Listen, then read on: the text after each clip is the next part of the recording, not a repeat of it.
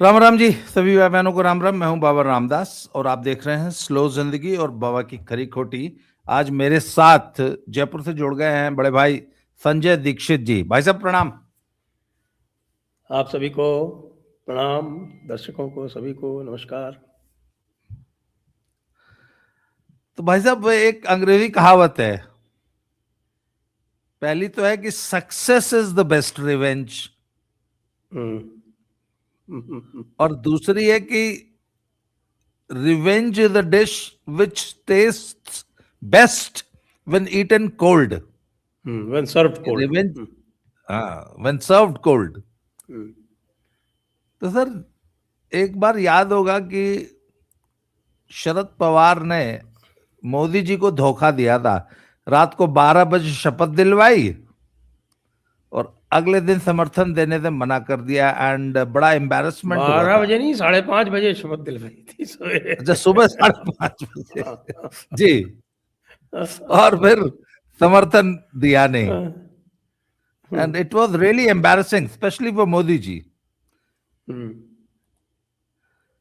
तो वो उसका बदला जो लिया है उन्होंने शरद पवार से, और उद्धव ठाकरे ने जो धोखा दिया था, स्पष्ट बहुमत ला के भी जो है चले गए। तो अभी जो पिछले एक साल में जो कुछ शरद पवार और उद्धव ठाकरे के साथ किया है बीजेपी ने, हम मान लें कि बदला कंप्लीट हो गया कि बीएमसी के चुनाव का इंतजार करें। बीएमसी में तो इनका कोई रोल ही नहीं है। इनका तो पुणे कॉरपोरेशन और जो आपके नहीं, उद्धव उद्धव का तो है ना सर, उद्धव का है। हाँ, उद्धव का तो, शरद पवार का तो पुणे के जी साथ में होगा। वो जी पुणे और कोल्हापुर जो सिटी कॉरपोरेशन है, 29 सिटी कॉरपोरेशन है जिनके चुनाव हो गए। 29 सिटी कॉरपोरेशन में दो चार जो हैं वो शरद पवार के इन्फ्लुएंस के भी हैं। जी पुणे है, कोल्हापुर है, तो उनको भी मजा आएगा। बाकी शिवसेना के लिए तो बहुत सारे हैं। मुंबई है, ठाणे है, नासिक है, नवी मुंबई है, कितने सारे हैं। उनके तो जी। मजे तो सबसे ज्यादा उनको ही आने वाले हैं। नहीं, मुझे ये बताइए, जब ये फैसला लिया था उद्धव ने कि हम कांग्रेस और शरद पवार के साथ जाएंगे, बीजेपी के साथ नहीं जाएंगे। मेरी कल भाऊ आए थे मेरे चैनल पे परसों। तो अच्छा। भाऊ बता रहे थे कि वो कहते कि मैंने वादा किया था अपने पिताजी से, बाला साहब ठाकरे से, कि एक शिव सैनिक एक दिन जो है चीफ मिनिस्टर बनेगा, ऐसा कुछ। तो सर हालांकि शिव सैनिक तो पहले भी चीफ मिनिस्टर बन चुका है। कई सारे बन चुके हैं, मनोहर जोशी बन चुके हैं, और उसके हाँ बाद ये हमारे यही बने थे आपके, क्या नाम है इनका, तो दो दो शिव सैनिक तो चीफ मिनिस्टर बन ही चुके हैं। जी। तो सर आप जब इन्होंने अपनी कोर आइडियोलॉजी, अपना कोर जो भाई भाजपा से भी ज्यादा प्रखर हिंदुत्व की कोर आइडियोलॉजी तो बाला साहब की थी ना, शिवसेना की थी। तो शिवसेना की थी, लेकिन वो भी जो, अब अगर आप उनका भी देखें ना, तो उनका भी जो है वो बाला साहब का वो लेट कन्वर्ट थे। मतलब आप सोचे कि आरंभ से ही वो जो है वो हिंदुत्व की विचारधारा पे चलने वाले हों, ऐसा तो नहीं था।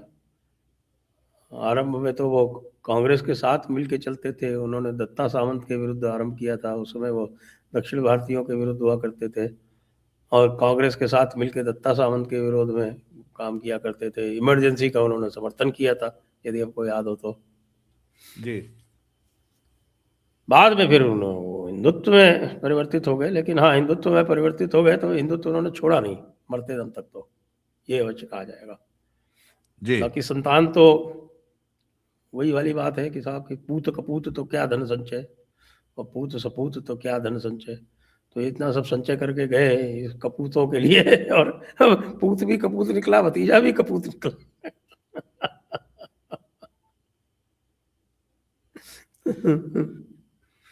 तो सर आपको क्या लगता है कि ये फ्यूचर क्या है?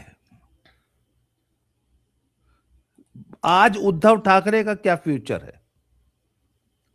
फ्यूचर तो निराशाजनक ही है, क्योंकि जिस तरह की उनकी कार्यशैली भी है, क्योंकि कार्यशैली भी होती है, मान लीजिए किसी, वो इसका उदाहरण ले लीजिए, इसी तरह की स्थिति पैदा हुई थी इसके पासवान के साथ में, चिराग पासवान के साथ में। रामविलास पासवान की देहावसान के बाद में, उनके शांत होने के बाद में वही उत्तराधिकारी थे, लेकिन उनकी पार्टी पूरी की पूरी चली गई उनके चाचा के साथ में।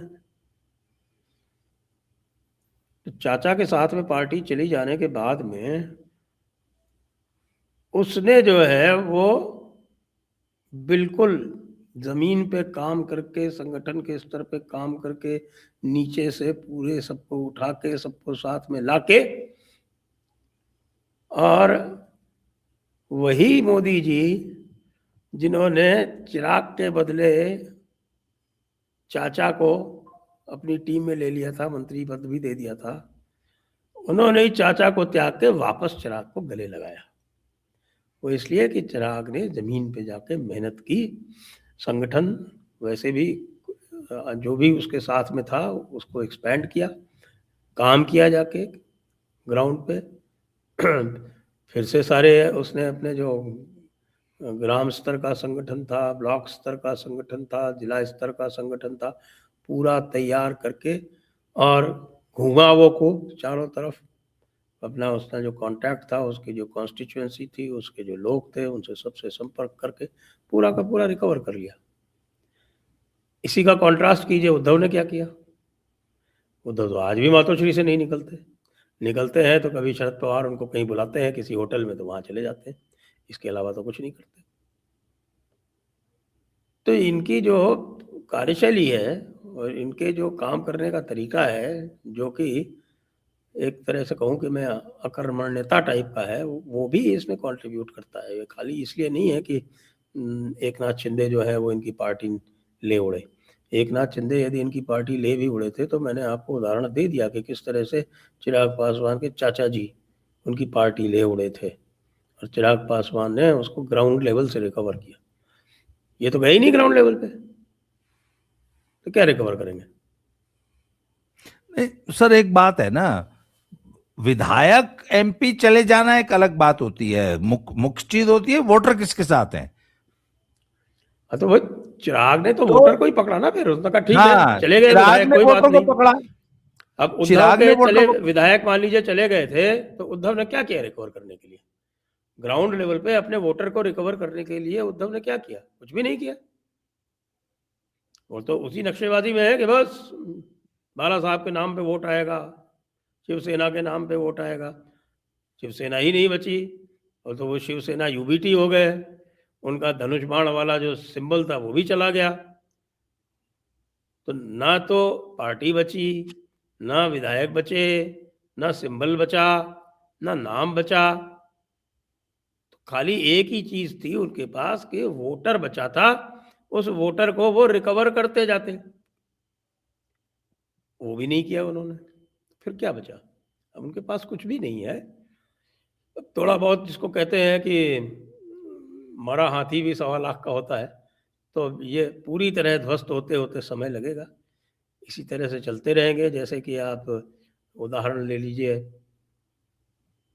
राज ठाकरे का, जब इन्होंने अपनी मनसे बनाई थी महाराष्ट्र नवनिर्माण सेना, तो आपको ध्यान हो कि मेरे ख्याल से ये 2007 में ये अलग हुए थे।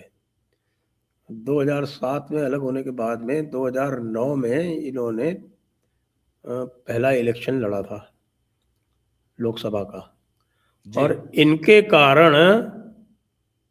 कारण बीजेपी शिवसेना जो थी वो मुंबई की अधिकतर सीटें हार गई।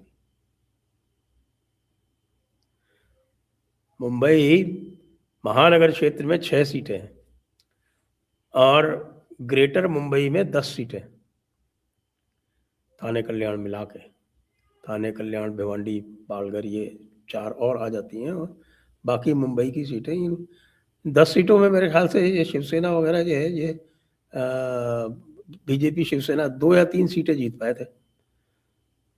बाकी इतना नुकसान किया था, हर सीट पे इन्होंने लाखों की संख्या में वोट लिए थे मनसे ने, और इनका बुरा हाल हुआ था। ये भी कह सकते हैं कि भारतीय जनता पार्टी जो पीछे रह गई कांग्रेस से काफ़ी बुरी तरह से 2009 में, 2009 में तो वो 112-113 सीट पे चली गई थी ना। थोड़ा जी बहुत उनका हाल बेहाल उत्तर प्रदेश में भी हुआ था, अन्य स्थानों पे भी हुआ था, तो उसमें मनसे जो थी एक बहुत बड़ा कारण थी, बहुत बड़ा कारण थी। उसके बाद जो अगला चुनाव जो विधानसभा का हुआ, जो 2009 में ही हुआ विधानसभा का, उसमें जहाँ तक मुझे याद पड़ता है वो 14-15 सीट जीत के आए थे, और 14-15 सीट जो उन्होंने जीती थी, तो उस वजह से 10 साल की एंटी इनकम्बेंसी के बाद भी ये जो कांग्रेस का अलायंस था वो वापस चुनाव जीत गया था। तो इनका वो इम्पैक्ट था, वो धीरे धीरे उन्होंने भी अपने दोनों पार्टियों का जो है वो हफ्ता वसूली जाता नहीं। मुंबई में लोकल लेवल पे जो उनका कॉन्टैक्ट है वो दुकानों से हफ्ता वसूली का था। वो हफ्ता वसूली धीरे धीरे धीरे धीरे धीरे धीरे कमज़ोर पड़ती जा रही है। लोग भी हफ्ता देने से अब नहीं मानते। किसको किसको हफ्ता दो, मनसे को भी दो, शिवसेना को भी दो, अब तो एक नाथ शिवसेना भी आ गई है। डीएनए तो सबका एक ही है। तो वो धीरे धीरे धीरे धीरे कमज़ोर पड़ता गया। जो स्थिति होती थी शाखा प्रमुखों की इनके यहाँ, वो भी कमज़ोर पड़ती गई। तो अब संगठन भी नाम मात्र का बचा है उद्धव के पास, और जो उनके कार्यकलाप हैं, जिस तरह से वो कार्य करते हैं, जिसमें वो कतई किसी भी प्रकार का टेंशन नहीं लेते काम करने का, तो उससे मुझे तो कोई रिकवरी दिखती नहीं। अच्छा सर, अब जरा थोड़ा सा यूपी का डिस्कस कर लेते हैं। एसआईआर का 2.89 करोड़ टोटल नाम कटे हैं, which is 18.7% of the total electorate. उसमें सर मुझे एक ही एंट्री समझ में नहीं आ रही, जरा वो समझाइए। जैसे 1,25,00,000 तो शिफ्ट हो गए, 45 लाख की डेथ हो गई, 23 लाख डबल एंट्रीज थी, उन लोगों ने खुद ही कटवा ली अपनी।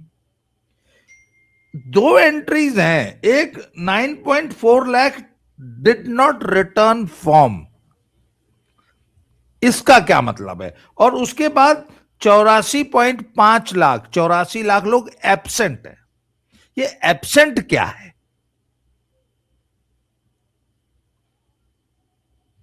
ये एब्सेंट ये हैं जो थे ही नहीं अपने स्थान पर, जिनको जब फॉर्म देने गए तो वो मिले ही नहीं अपने स्थान पर, वो है। या वो तमाम लोग जो जैसे बंगाल में बोलते हैं कि रोहिंग्या बांग्लादेशी डर के भाग गए कि कागज नहीं है पकड़े जाएंगे, वो भी तो एब्सेंट ही होंगे ना।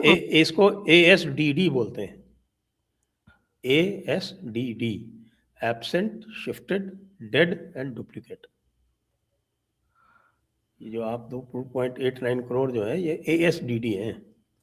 अच्छा जी। एब्सेंट का मतलब वो हुआ, एब्सेंट वो हैं जो अपनी जगह पे हैं ही नहीं, क्योंकि सबको निर्देश ये थे BLOs को कि वो जाएंगे और हर स्थान पर जाकर जो वोटर होगा उसके घर पे जाके और उसको स्वयं को वो फॉर्म देंगे। तो जो लोग मिले ही नहीं वो एब्सेंट हो गए। तो जो इसमें ये भी तो हो जहाँ सकता है थे, ना। जहाँ गए वहाँ पे वो शिफ्ट, उनको सूचना मिली कि वो शिफ्ट हो गए, तो वो फॉर्म तो दे आए लेकिन उन्होंने अपने आप को शिफ्टेड रिपोर्ट कर दिया। वो absent, shifted, dead is dead और डुप्लीकेट इज डुप्लीकेट, ये है। और उसके बाद फिर जिनको दिया और उन्होंने रिटर्न नहीं किया वो एक अलग कैटेगरी होगी, वो है 9.4 लाख। अब मान लीजिए एक पार्टी, जैसे बाबा ने कहा कि भैया सक्रिय होके वोटर लिस्टों में नाम जुड़वाओ, अब इसमें से कौन सी कैटेगरी का नाम जुड़वाएंगे? मान लीजिए मैं भाजपा का बड़ा कट्टर कार्यकर्ता हूं, मैं जुट जाऊं कि भैया मैं जुड़वाऊंगा, कौन सा जुड़वाऊंगा इसमें? Not return. वो तो सिर्फ 9.4 फॉर्म लाख। जिन्होंने फॉर्म वापस नहीं किए, उनके ऊपर आप प्रिवेल करके फॉर्म वापस कराइए, एक बात है। दूसरा एक और भी तो कैटेगरी है ना, जो अनमैप्ड कैटेगरी है 1.11। हाँ, वो इस 289 से अलग है, वो अनमैप्ड जो जो है। अलग है, तो वो पूरा मिलके जी 4 करोड़ हो जाता है। हाँ, अनमैप्ड। अनमैप्ड कितने बताए आपने? 1.11। 1 करोड़ 11 लाख। ये है सबसे चिंताजनक कैटेगरी, जो कि मौजूद तो है। उसके डॉक्यूमेंट्स इनकम्प्लीट हैं, उसकी मैपिंग, उसके 2003 में जो उत्तर प्रदेश में SIR हुआ था, उससे माता पिता के या उनके स्वयं के नाम नहीं मिल रहे हैं, ये समस्याएं उसमें आ रही हैं। तो इसमें जो है रिसर्च की ज़रूरत है, इसमें हेल्प करनी चाहिए। जो बूथ लेवल एजेंट्स हैं, उनको ऐसे लोगों के साथ मिलके और उनके नाम वगैरह निकाल के और उनके डॉक्यूमेंट्स वगैरह कंप्लीट करा के और उनको वहाँ पे हेल्प करना चाहिए। ये मुख्य एक सेगमेंट है, वो 9 जी लाख वाला नॉट रिटर्न वाला, और ये 1,11,000 वाला जो अनमैप्ड वाला है। इसमें एक कर सकते हैं और करना चाहिए इनको। ये तृणमूल वाले कर रहे हैं ना, तृणमूल वाले तो लगे हुए हैं बुरी तरह से। हाँ, तो ये यूपी में भी 1 करोड़ 11 लाख जो लोग अनमैप्ड। अब मैं आपको बताऊं, मेरे एक मित्र हैं अनिल सिंह जी, वो लखनऊ में रहते हैं। वो बता रहे थे, उन्होंने अपना अनुभव मेरे साथ वीडियो बनाई है उन्होंने इसी विषय पे। वो कहते हैं कि साहब मेरा नाम मिल ही नहीं रहा था 2003 वाली लिस्ट में। हमें याद ही नहीं था हम वोट कहाँ देते थे। फिर बड़ी मुश्किल, कहते 3 घंटे की मशक्कत के बाद BLO का धैर्य और हमारी मशक्कत, हमारा भी धैर्य, कि हमने फाइनली किसी तरह हमारा मिल ही गया। पर कहते हैं बहुत सारे लोग ऐसे हैं जो 3 घंटा मशक्कत करने को तैयार ही नहीं है, या BLO उतनी मशक्कत करने को तैयार नहीं है। तो ये अच्छा, ये ज्यादा समस्या शहरों में आ रही है, क्योंकि शहरों में लोग अक्सर अपना घर एड्रेस, उनकी कॉन्स्टिट्यूंसी बदल जाती है निवास के हिसाब से। जो आदमी गांव में रहता है वो सारी जिंदगी गांव में रहता है, उसको पता है उसको कोई दिक्कत ही नहीं है। तो शहरी वोटर, तो बाबा की जो चिंता है वो तो बड़ी जायज है, क्योंकि शहरी वोटर एक तो भैया कुछ ना करिए तो भी लगभग 45-48% वोट तो भाजपा का ही है। वैसे भी उन्हीं को मिलता है ना 48% वोट, बल्कि शहरों में तो ज्यादा भी मिलता होगा, 50-55% मिलता होगा, 60% बिल्कुल। मिलता होगा। तो ये 1 करोड़ 11 लाख में से 60% तो मतलब 66 लाख तो हो ही गया कम से कम सर, बीजेपी का वोट। बिल्कुल बिल्कुल। तभी तो अखिलेश जी बल्ले बल्ले हो रहे हैं। हाँ, नहीं अखिलेश पर जी बहुत बल्ले बल्ले हो रहे हैं। सर कुछ वोट तो अखिलेश जी का भी कट रहा होगा। अखिलेश जी ने तो कह दिया कि साहब पर कॉन्स्टिट्यूंसी 61,000 वोट कट रहा है और ये सारा का सारा बीजेपी हाँ का है, इसलिए बीजेपी अब हाँ केवल 10 सीटों से अधिक नहीं जीत पाएगी। जी उनका अलग है, वो मुंगेरी लाल के हसीन सपने उनके अलग चलते हैं। जी। अच्छा सर, वो पंडित जी लोग गए थे वहां बाटी चोखा खाने, मैंने सुना है वो बड़ा मतलब फोन फान बंद करके बैठ गए, कुछ लोगों ने घर बंद कर लिए, कुछ एकदम नॉट रीचेबल हो गए हैं। और पंकज मुझे चौधरी कि जी ने तो बहुत। पंकज चौधरी जी जो हैं वो मुझे कुछ खिसके हुए से लगते हैं। मतलब व्यक्ति को इतना भी जो है वो चमचा नहीं हो जाना चाहिए कि ऊपर से किसी ने कुछ कह दिया और आपने पब्लिक में आके और बकवास कर दी। ये भूल गए हैं कि महाराजगंज की सीट ब्राह्मणों के बगैर नहीं जीत सकती है। मुश्किल से 24,000 वोट से जीते हैं इस बार। पिछली बार जीते थे 1.5 लाख वोट से। जी इनके खुद के लोगों ने, कुर्मियों ने वोट नहीं दिया था, वो वीरेंद्र सिंह को दे दिया था, वो वाला जो है ना, क्या साहब की 4 बार का हारा वीरेंद्र बेचारा फरेंदा वाला, जी याद है ना आपको? जी जी जो मोना शुक्ला के अलावा एक कांग्रेस का जो जीता था, वो वीरेंद्र सिंह चौधरी फरेंदा, फरेंदा महाराजगंज में आता है। जी। तो वीरेंद्र सिंह चौधरी के विरुद्ध इनके दांतों तले पसीना आ गया था, झाग आ गया था, और ये कोई 24-25 हजार वोट से जीते हैं मुश्किल से। और वो इसलिए जीते हैं कि कोई 12-15% वोट वहाँ पे पंडित जी लोगों का है महाराजगंज में। और यहाँ आके ये लंतरानी हाँक रहे हैं। खुद जो है वो कुर्मी महासभा सम्मेलन से जो है वो प्रेम वार्ता करते हैं। तो कम से कम इनका कम्युनिकेशन में ये होना चाहिए था कि इससे ये लगता कि जो पूर्व में कुर्मियों ने सभा की है, पूर्व में ठाकर साहब लोगों ने सभा की है, पूर्व में, तो सबको कवर करते हैं। नहीं, पर सर वो तो जो सभाएं थी ना, वैसे भी वो समाजवादी संगठन की पार्टी सहमति वाले जो से हुई है, थी। हैं? सर वो जो सभाएं थी वो संगठन की सहमति से हुई थी, संगठन के संज्ञान में थी, उसमें संगठन के नेता भी पार्टिसिपेट किए थे। ये वाली संगठन की सहमति के बगैर हुई है। यहां पे है जो कंटेंशन है, वो यहां पे है। देखिए, जो हुई थी उस समय मुझे पता नहीं तब तक इन लोगों ने, इन्होंने शपथ ली थी या नहीं ली थी, लेकिन जिस तरह से इन्होंने कहा है ना, वो बड़ा आपत्तिजनक है। जो भाषा जिन्होंने जिस तरह से वो कही है, ये दबंगई नहीं चलती है। और विशेषकर उत्तर प्रदेश में, जहाँ पर कि समाजवादी पार्टी रोज पंडित जी लोगों को भड़काने में लगी रहती है, और वहाँ पर आकर आप इस तरह का काम करो, ये मुझे तो एक राजनीतिक अपरिपक्वता दिखाई देती है। और इसको देख के सब वो मजे ले रहे हैं। प्रियंका चतुर्वेदी भी कह रही है, वो भी कह रहे हैं, वो भी कह रहे हैं। और पंडित जी लोगों को जानते हो आप, जब वो आन बान पे आ जाती है तो फिर तो वो सोचते नहीं आगा पीछे। ये बहुत बड़ी गलती इन्होंने की है इस तरह से करके। इसको इस तरह से हैंडल नहीं करना था। इसको आप चुपचाप हैंडल करते। जो भी है, मैसेज देने के 25 तरीके होते हैं। पब्लिक में आके और पत्रकारों के सामने इस तरह की बात कहने की क्या आवश्यकता थी?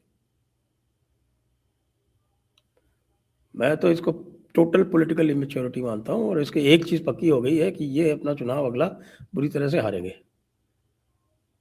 79 सीट जीत जाएंगे, एक सीट महाराजगंज नहीं जीती जाएगी। जबकि इनके जिम्मे में तो पूरा प्रदेश जिताना है ना। है पूरे और प्रदेश जिताना।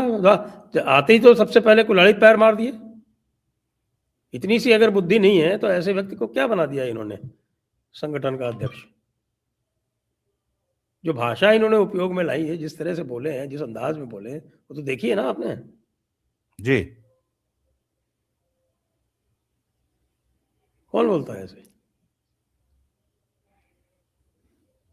नहीं, जब ये आए थे तो इकोसिस्टम ने एक अफवाह ये फैलाई थी कि इनको लाया ही गया है बाबा को कमजोर करने के लिए। तो इससे तो लगता है कि वो आशंकाएं सही थी। आते ही उन्होंने वो काम शुरू कर दिया।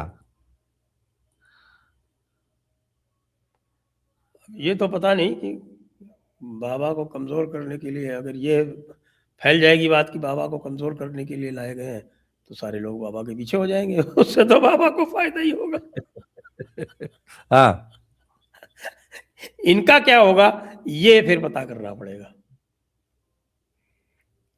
आगे चल के इनका क्या होगा। जी।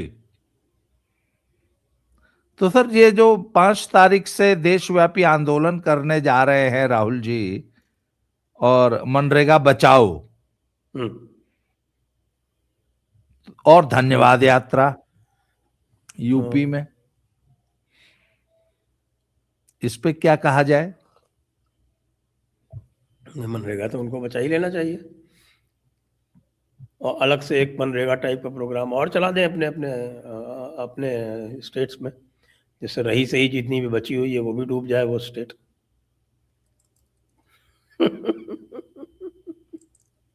हमने सबने मनरेगा को बहुत नज़दीक से देखा है, और हमको जी। सबको पता है। और हमने सरकार में रहते हुए भी इस बात को फ्लैग किया है कई बार कि भाई ये मनरेगा जो है ये बड़ा ही अनप्रेडिक्टिव टाइप का हो रहा है। और उसको देख के कई बार बहुत सारे सुधार भी हुए, क्योंकि बाद में उसमें मटेरियल कंपोनेंट वगैरह शुरू में बिल्कुल ज़ीरो हुआ करता था।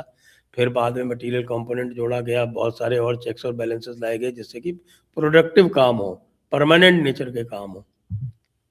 नहीं तो शुरू में तो इसमें ये होता था कि साहब कि एक गड्ढा खोदा, दूसरा भर दिया, फिर उसमें से मिट्टी निकाली, जहाँ से पहले से निकाली थी उसमें भर दी, और उसको इधर उधर करते रहे। इस तरह का होता था मनरेगा। और उसकी वजह से आपका इंडस्ट्रियल लेबर सप्लाई जो है वो अफेक्ट होगी, और एग्रीकल्चरल लेबर सप्लाई है वो अफेक्ट होगी। तो जो प्रोडक्टिव काम है उनको नुकसान हुआ, और जो अनप्रोडक्टिव जी काम है उन पर फालतू का खर्चा हुआ। तो उसको यदि रैशनलाइज किया जा रहा है तो ये तो बहुत पुरानी डिमांड है। ये तो जब मैं फील्ड में हुआ करता था तो उस समय हम लोगों ने इसका पुराना वो हुआ करता था, ईजीएस होते हैं जिसको एम्प्लॉयमेंट गारंटी स्कीम बोलते हैं। ये इन्होंने कोई नई थोड़ी सोच के आई थी, उसके पहले एम्प्लॉयमेंट गारंटी स्कीम चलती थी। ईजीएस ईजीएस को फिर इन्होंने एनआरईजीएस किया था। एनडीए वाली जब आई थी तो वो की एनआरईजीएस नेशनल हो गई, national rural employment guarantee scheme. उसी को इन्होंने आके एमजीईआरजीएस कर दिया, तो वो मनरेगा हो गया। महात्मा गांधी क्या नई चीज लाए थे वो। और उसमें सब में यही हुआ करता था पहले से ही। हम ईजीएस के टाइम पे ही हम लोगों ने बहुत फ्लैग किया था और चेंज कराई थी, गाइडलाइंस चेंज कराई थी कि साहब पक्के काम करवाए जाएं इसके अंदर, जिससे कि रिसोर्सेज का प्रॉपर यूटिलाइजेशन हो सके।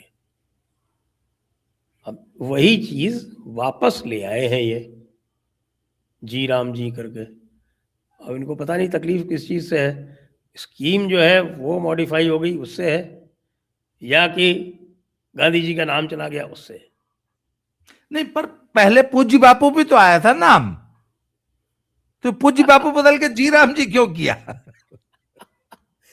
इनको चिढ़ाने के लिए किया होगा। मतलब मोदी उनको जी भी लगा होगा कि चिकोटे काटते तो बाज नहीं आते। नहीं, उनको लगा होगा कि इनको डाइवर्ट कर दो, अब ये अगला आंदोलन इस तरह का कर लेंगे, और हमें जो करना होगा वो हम कर निकलेंगे। वो दिग्विजय सिंह ने कल कह दिया ना कि भाई वो तो आरएसएस का कार्यकर्ता तो गंजे को भी कंगा बेच देता है। जी। कहने का अच्छा अर्थ सर, यही मैं है। आखिरी आखिरी सवाल मैं पूछूंगा जरा आपसे अरावली पे। अरावली में जो राजस्थान में इतना, उससे पहले जरा मैं अपनी एक ये बुक प्रमोट कर दूं दर्शकों। ये मेरी पुस्तक है दद्दा की खरी खरी। ये मेरी राइटिंग्स का चुनिंदा पोस्ट का संकलन है।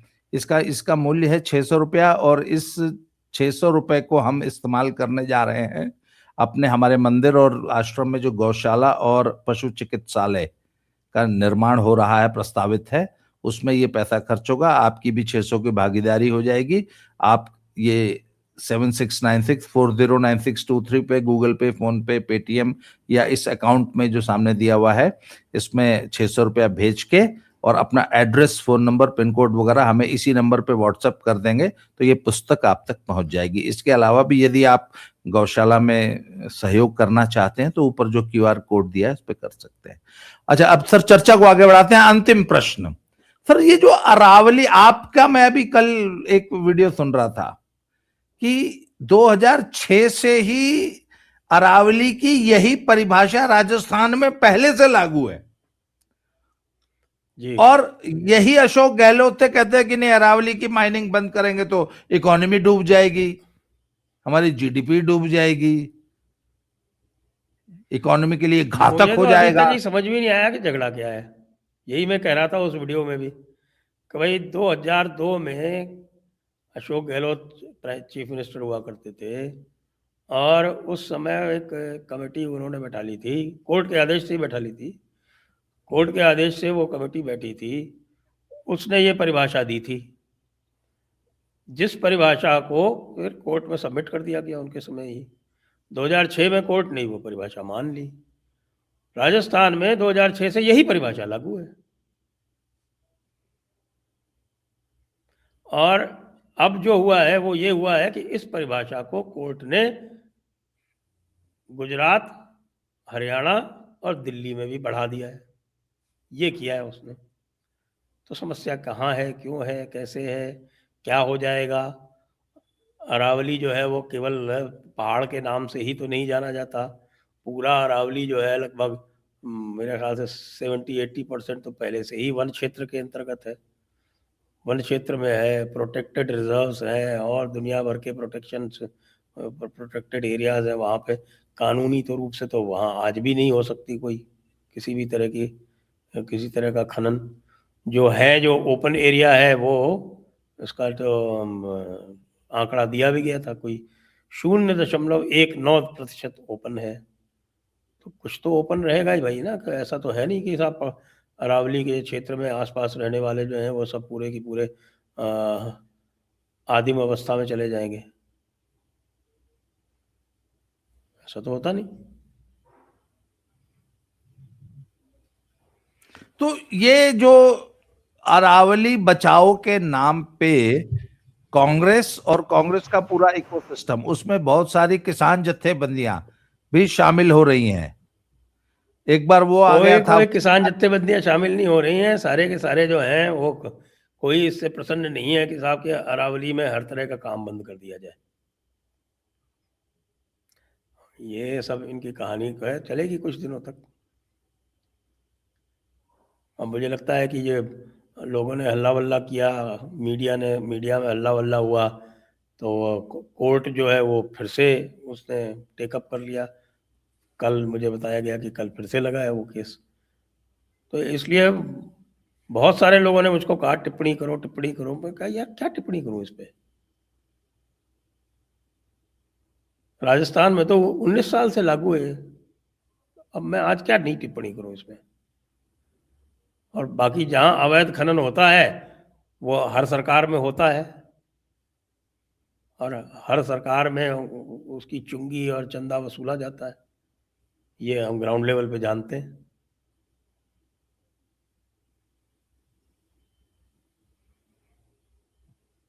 हल्ला ये कि सर साहब की वो आपकी 19 साल पुरानी डेफिनेशन जो है, राजस्थान को तो अंतर ही नहीं पड़ा ना उससे।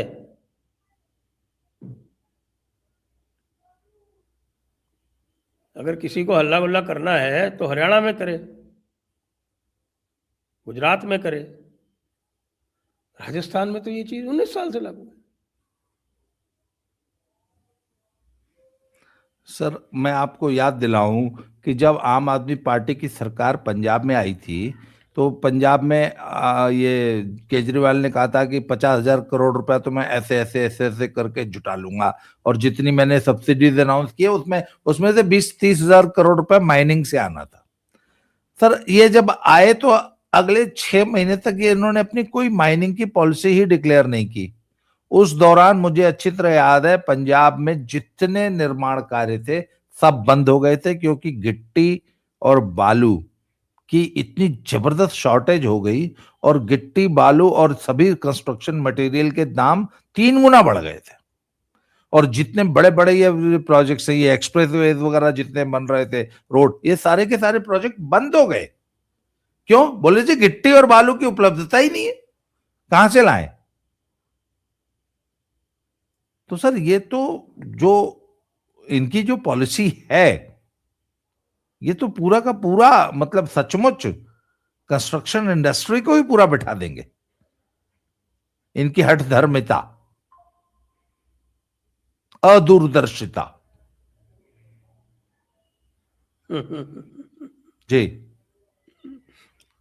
सही है, अब देखते हैं कोर्ट कल क्या कहता है।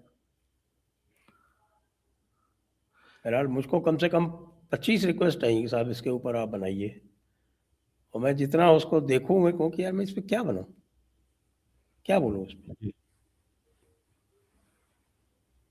ये तो एक पुरानी जो स्थिति थी उसी को वापस लेजिटिमाइज किया कोर्ट ने। 90% Aravalli is in Rajasthan, so that means 90% Aravalli is not affected by any new definition। वही ओल्ड डेफिनेशन चल रही है यहाँ पे।